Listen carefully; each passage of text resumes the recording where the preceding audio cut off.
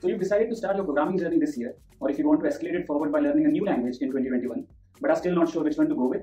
So in this video, we are going to talk about the top languages for the year 2021, their advantages, disadvantages, use cases, and the companies which most often use them. And this is going to be really helpful to you in deciding which language to go for coming this year.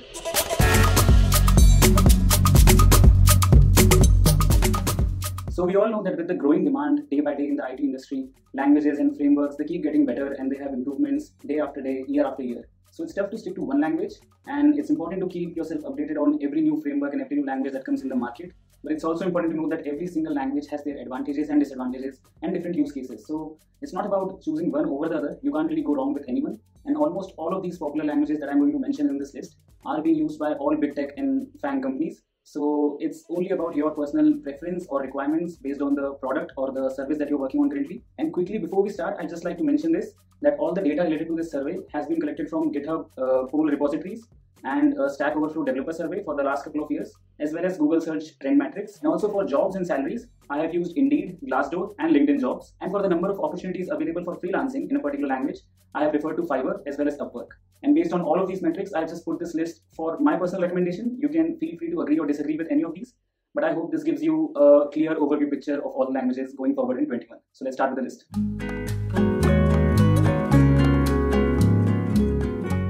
At number 5 position in our list is Kotlin. So Kotlin, as you know, is again a relatively newer language as compared to others. And this language was originally developed by JetBrains. So one of the primary use cases for Kotlin is for Android development. And it was also recently declared as the official language for Android development from 2017 onwards by Google itself. So at Google I/O 2017, they declared Kotlin as the official Android development language. Also, if you are already experienced with Java, then moving from Java to Kotlin is going to be a piece of cake for you. And this language was primarily built in order to be an improved version over Java. So it has a lot of functionalities which removes all the redundancies that were present in Java. So basically, it has less boilerplate code, and you can do a lot of work with very fewer lines of code as compared to Java. It is less verbose in comparison to Java. Also, if you're already experienced with Java and then you move on to Kotlin, that's when its actual true importance will be realized. And most developers do agree with this, that Kotlin offers a much more enhanced experience as compared to Java. Also, it is interoperable with Java. So most of the IDEs, they have this option of directly converting a pre-written Java code directly into Kotlin code and vice versa. Also, since the developers as well as the companies have started to give so much of importance to Kotlin over Java, so most of the big tech companies are now trying to move their earlier pre-written code bases from Java completely to Kotlin, especially in the Android development department. So right now, 21 is, I think, a pretty good time to start with your Kotlin journey if you haven't explored it already. Talk about some of the applications and use cases for Kotlin. Of course, Android development being the most important one. Then it can also be used to develop desktop applications as well as server-side applications. And also most of the applications that you used by Google are actually developed on Kotlin itself. So like Google Drive, Google Docs, even YouTube, a part of it is written in Kotlin itself. Now to talk about the companies that work on Kotlin. So of course, as we just mentioned, Google is definitely one of the most common users of Kotlin. Then we also have companies like Amazon, Uber, as well as Dropbox. These all work on Kotlin pretty regularly. For freelancing aspirants, of course, Android development completely runs on Kotlin now. So if you are into mobile development or Android development, then you have tons of opportunities for freelancing projects and ideas. And Kotlin will definitely be very helpful to you in that case. And to talk about salary brackets for experienced Kotlin developers, in US, you can definitely be offered anywhere from $130,000 to $140,000. And in India, around 12 to 15 lakhs per annum is the expected salary that you can be offered.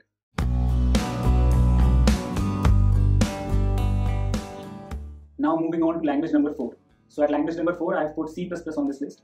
And this is personally one of my favorite languages because I have personally had the most amount of experience working on this language. Now C++ is widely considered to be one of the fastest languages out of all. So its runtime, compile time is exceptionally faster than others. So because of this very reason, it is very often being used in a lot of places where computationally intensive and heavy workloads are required.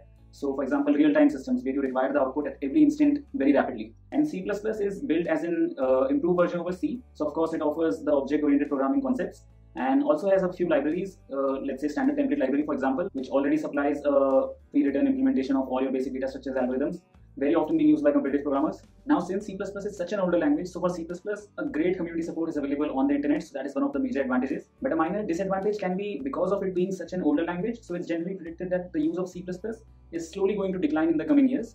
But as of now, it's definitely used in most of the companies. And to talk about some of the applications for C++, so firstly, for competitive programmers, definitely the best language to go for. All the top competitive programmers in the world write their code in C++. I have personally used this for my competitive programming journey as well. Other than that, for game development, a lot of games are developed on C++. specifically on C Sharp, but on C++ as well.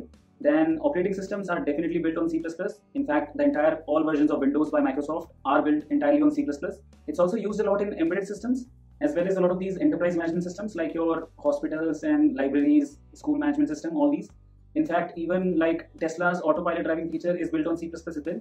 And companies like Adobe use it a lot for their products. For example, Adobe Photoshop, Adobe Reader, Adobe Acrobat, all these are written on C++. So if we were to talk about the companies that use C++, so of course Microsoft comes at the top, being one of the most proficient users for C++.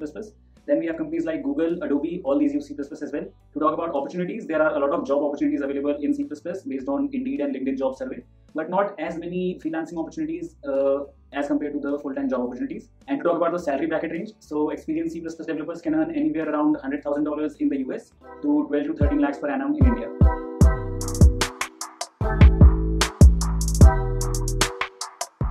Okay, so that brings us to the third most popular language in this list, which is, of course, Java. Java offers you all the object-oriented programming concepts, and it is a platform-independent language because it runs on JVM, the Java Virtual Machine, which is one of its major advantages. Also, Java is an extremely verbose language. That is, it is very demanding in terms of its syntax, not very easy to grasp if you're a beginner, because it does not allow any bad programming practices. It is a very strictly written language, and that is why even for implementing something pretty small, pretty trivial, a lot of lines of code need to be written and a lot of things need to be kept in mind while programming in Java. One of the major advantages for Java is that it is one of the most widely used language in the tech industry.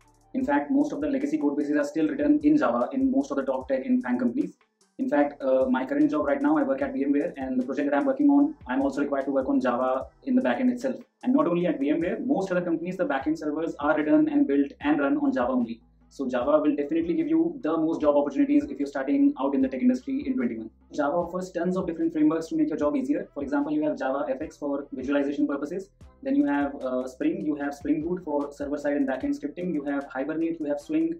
Also, it is used for Android development a lot, slowly being replaced by Kotlin, but still Java is also used for Android development. And primarily, Java offers a great and a strong community support available on the internet and on Stack Overflow. And if I have to cover the cons, the only one disadvantage that I can think of is that probably in the coming years, Java will be replaced completely by Kotlin, specifically for Android development. So if you want to pursue Android development, definitely start with Kotlin this year. Otherwise, Java is definitely not going to be replaced at other places because it's still the most widely used language in most tech companies. To cover the use cases and applications for Java, so of course, Android development, backend development, web development, desktop applications development, and even, for example, in all these big investment firms and banking firms, your HFTs, high frequency trading firms, Java is used a lot. For example, all these companies like D. Shaw, Morgan Stanley, JP Morgan, Goldman Sachs, they definitely use Java a lot for their particular services, banking services. Apart from the banking and financial sector, Java is also used in almost all other tech companies. For example, VMware, Google, Facebook, Amazon, Microsoft.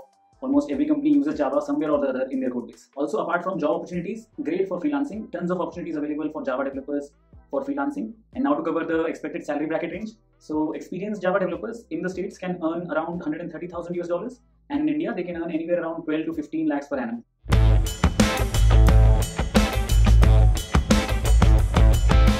Alright, so that brings us to the second most popular language for the year 21, and my recommendation for the second language is Python. As most of you must already be familiar with, Python is one of the most widely used and the fastest growing language in the last couple of years.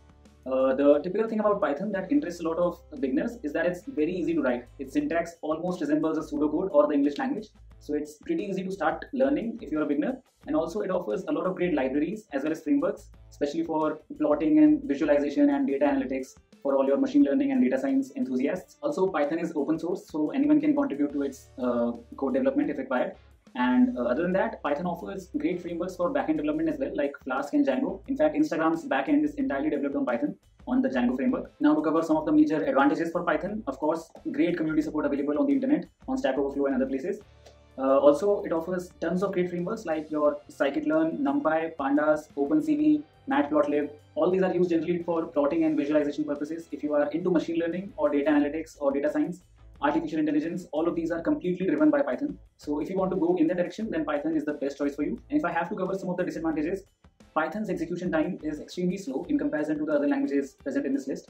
So for competitive programming purposes, definitely not an optimal choice. Almost no good top competitive programmer uses Python for writing their code. Either go for C++ or Java according to your requirements, but definitely don't go for Python if you are into CP. And apart from that, Python also does not really offer you a good platform for mobile development purposes and even for like client-side scripting. So for backend you have Django, but for client-side you don't really have any framework that can work well with Python.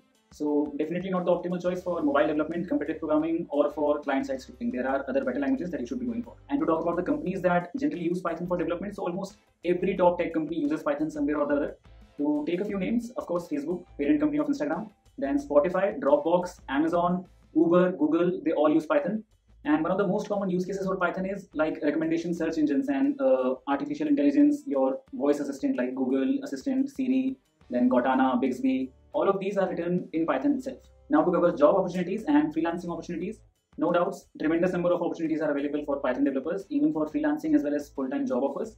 And to cover the expected salary range, so in US, you can expect an experienced Python developer can expect anywhere around 140,000 US dollars. And for India, around 12 to 15 lakhs per annum is the expected range for experienced Python developers.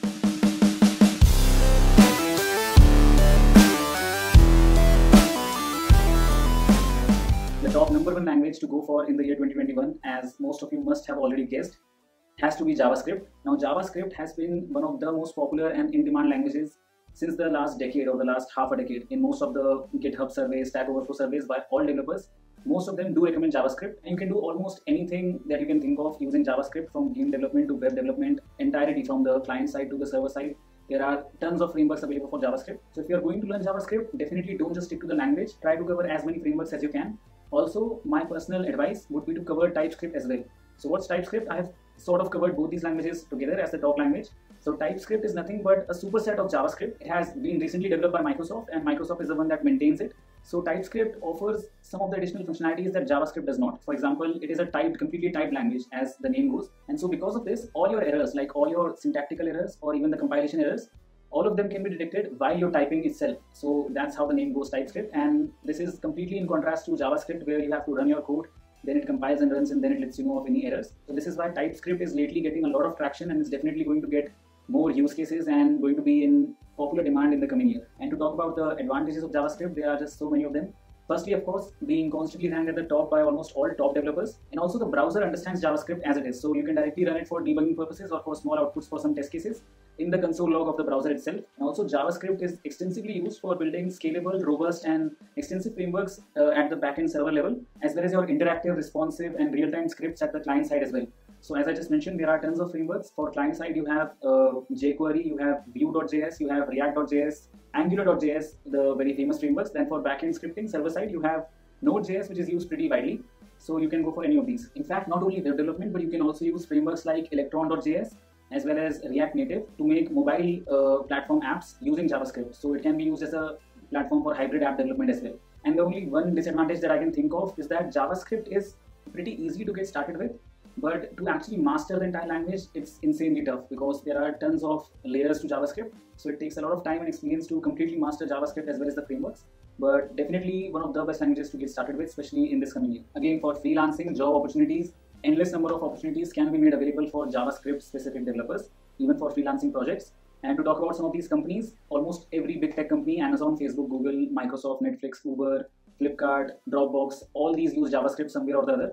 Also, a lot of the famous startups, the early age budding startups, they have tons of vacancies specifically for JavaScript developers. So JS can definitely offer tons of opportunities for you as a software developer. So now finally, to cover the expected salary range. So in the States, US developers can expect anywhere around 130 to 140,000 US dollars for experienced JavaScript developers.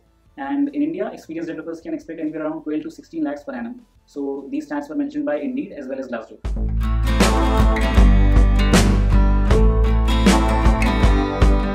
Also, before I wrap up, I have a small list of honorable mentions. So I've put 3 languages: Rust, C# as well as PHP. So these 3 languages are not as much in use as compared to the other languages in the list, but a lot of the code base and the proportion of traffic on the internet is currently available in these 3 languages as well. So you can definitely try to explore these languages once, and there's definitely a chance for job opportunities in these languages as well. Also, before I end this, there's just one small point that I need to add.